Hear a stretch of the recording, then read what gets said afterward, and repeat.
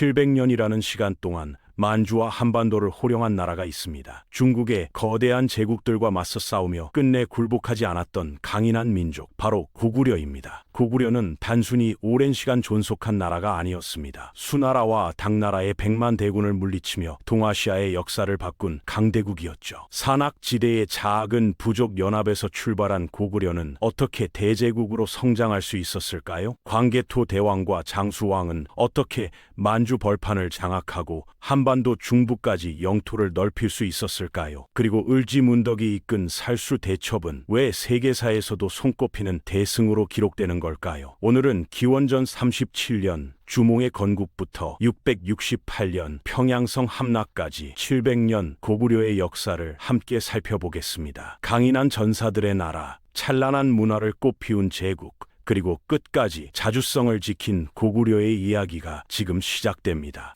기원전 37년 주몽은 압록강 유역의 졸본 지방에서 고구려를 건국하였습니다. 부여 계통의 이주민과 현지 토착 세력이 결합하여 탄생한 나라였죠. 고구려는 처음부터 독특한 구조를 가진 나라였습니다. 계루부, 절노부, 소노부, 관노부, 순노부라는 5개 부족이 연합한 연맹 왕국 형태였던 거죠. 왕위는 계루부 출신의 고씨가 세습하였지만 나라의 중대한 일은 각 부족의 대가들이 모여 합의로 결정하였습니다. 이 회의의 수장을 대대로 또는 막리지라 불렀는데, 이는 고구려가 강력한 왕권과 귀족 세력의 균형 위에 서 있었음을 보여줍니다. 고구려 사람들의 생활 풍습도 독특했습니다. 형이 죽으면 형수를 아내로 삼는 서취소혼 풍습이 있었고, 신랑이 신부 집에 작은 집을 짓고 살다가 자식이 성장하면 본가로 돌아가는 서옥제라는 혼인 제도가 있었죠. 이런 풍습은 부여와도 공통점을 보이며 두 나라의 뿌리가 같다는 것을 증명합니다. 하지만 고구려가 자리 잡은 압록강 유역의 산간지대는 농사짓기에 적합하지 않았습니다. 토지가 척박해 아무리 농사를 지어도 식량이 부족했죠. 그래서 고구려는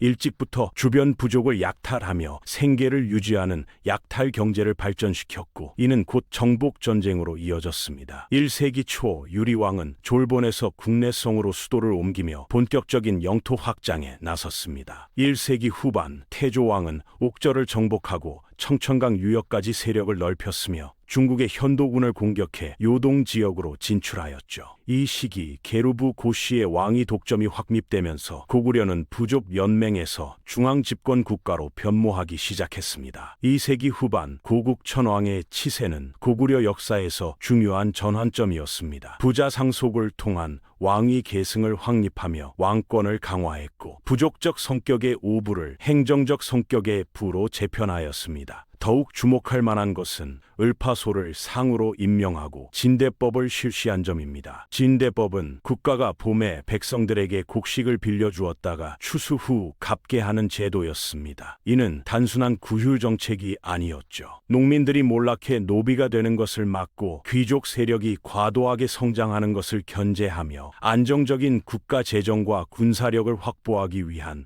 종합적인 정책이었습니다. 3세기 중반 동천왕 때 고구려는 큰 위기를 맞았습니다. 위나라 장수 관구검의 침입으로 수도 국내성이 함락되는 치욕을 당했죠. 하지만 고구려는 굴하지 않았습니다. 4세기 초 미천왕은 중국이 5, 16국 시대의 혼란에 빠진 틈틈을 타 압록강 하류의 서안평을 점령하고 낙랑군과 대방군마저 몰아내며 대동강 유역을 확보하는 데 성공했습니다. 4세기 중반 고구원왕 시기에는 다시 한번 위기가 찾아왔습니다. 전연의 모용황이 침입해 국내성이 함락되고 미천왕의 능이 도굴당하는 굴욕을 겪었죠. 남쪽에서는 백제 근초고왕의 공격을 받아 고국원왕이 전사하는 초유의 사태가 벌어졌습니다. 고구려 역사상 왕이 전투에서 죽은 전무후무한 사건이었죠. 이런 위기 상황에서 즉위한 소수림왕은 내치에 집중하며 국가 체제를 재정비했습니다. 372년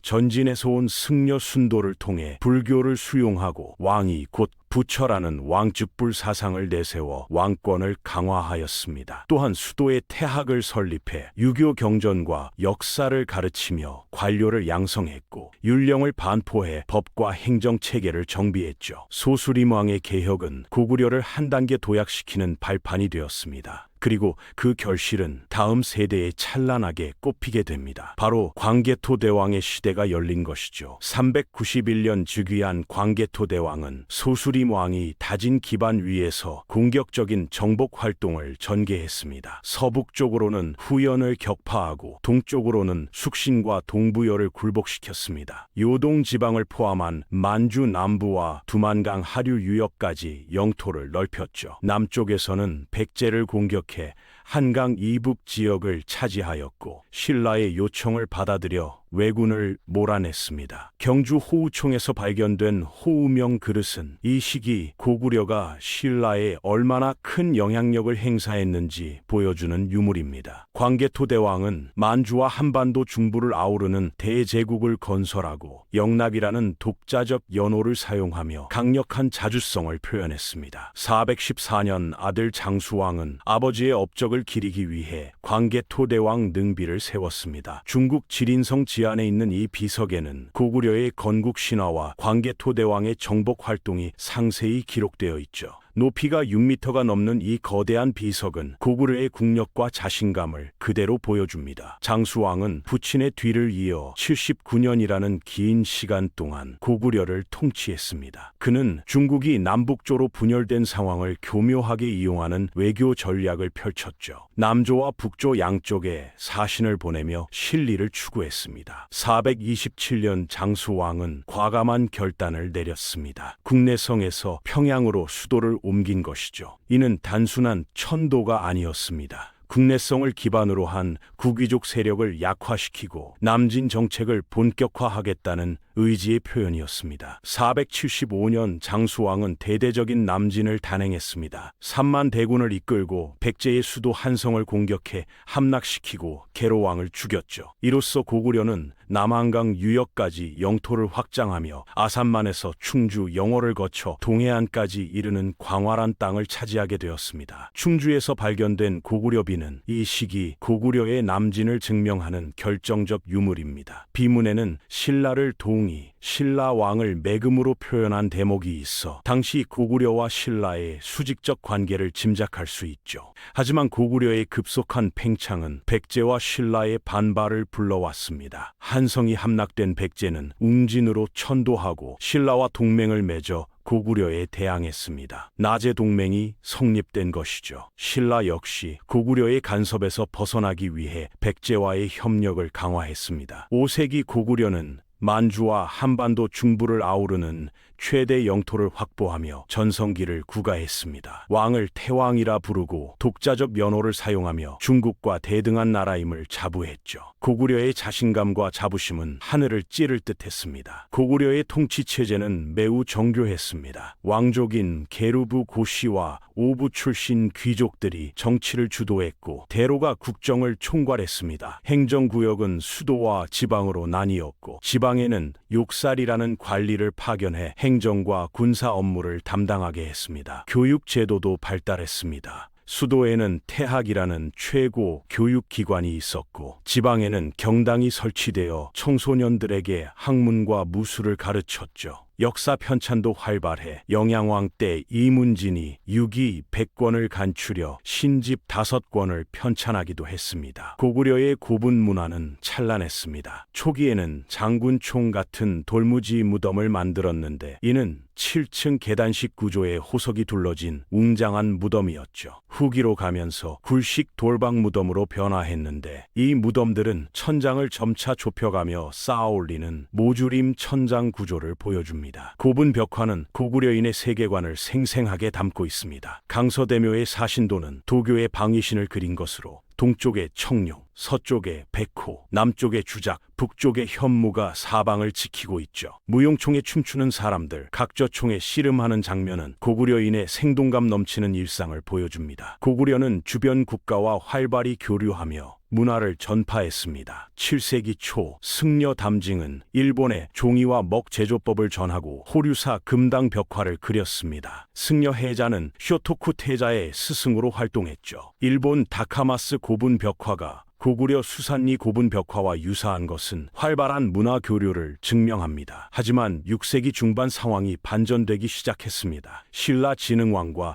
백제 성왕의 연합 공격으로 고구려는 한강 유역을 상실했습니다. 100년 가까이 지배했던 전략적 요충지를 잃은 것이죠. 설상가상으로 중국에서는 수나라가 등장해 통일제국을 건설하며 고구려를 압박하기 시작했습니다. 589년 중국을 통일한 수나라는 주변으로 세력을 확장하며 고구려에 압력을 가했습니다. 598년 고구려 영양왕은 수의 압박에 맞서 오히려 요서 지방을 선제 공격했습니다. 이에 수 문제는 10만 대군을 보내 고구려를 침공했지만 군량미 부족과 홍수 등으로 성과 없이 철수해야 했죠. 612년 수 양제는 113만 명이 넘는 사상 최대 규모의 군대를 동원해 고구려를 공격했습니다. 요동성을 포위하고 별동대 30만 명을 평양으로 보냈죠. 하지만 이때 역사에 길이 남을 대승이 벌어집니다. 바로 을지문덕 장군이 이끈 살수대첩입니다. 을지문덕은 수나라 별동대를 평양 근처까지 유인한 뒤 보급을 차단하고 퇴각하는 적을 살수에서 대파했습니다. 30만 대군 중 살아 돌아간 병사는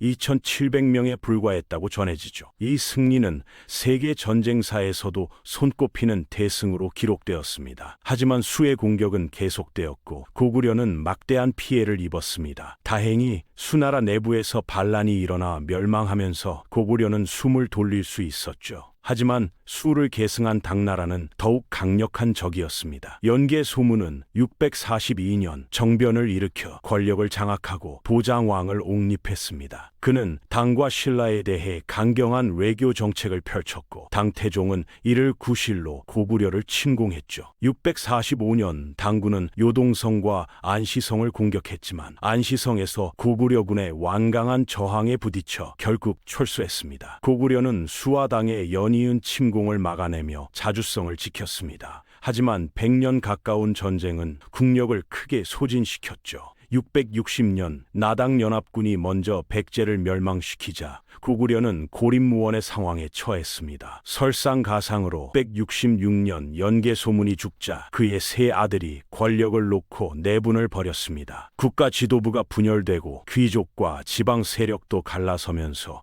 고구려는 급속히 무너지기 시작했습니다. 당은 이 틈을 놓치지 않았습니다. 668년 나당 연합군의 총공격으로 평양성이 함락되고 보장왕이 항복하면서 고구려는 역사 속으로 사라졌습니다. 700년 역사의 대제국이 막을 내린 것이죠. 하지만 고구려의 정신은 사라지지 않았습니다. 고구려 유민들은 곳곳에서 부흥운동을 일으켰습니다. 건모잠은 오골성을 근거지로, 안승은 한성에서 고구려 재건을 꿈꾸었습니다. 신라로 이주한 안승은 금마저에 보덕국을 세우며 고구려의 전통을 이어가려 했죠. 비록 부흥운동은 실패로 끝났지만 고구려인들의 자주정신과 투쟁 의지는 결코 꺾이지 않았습니다. 700년의 역사를 가진 고구려는 단순히 오래 존속한 나라가 아니었습니다. 중국의 거대한 제국들과 맞서 싸우며 동아시아의 역사를 바꾼 강대국이었죠. 광개토대왕과 장수왕이 건설한 대제국, 을지문덕과 연개소문이 지켜낸 자주성, 찬란한 문화유산은 오늘날까지 우리 역사의 자랑으로 남아 있습니다. 고구려의 역사는 끝났지만 그들이 보여준 강인함과 자부심은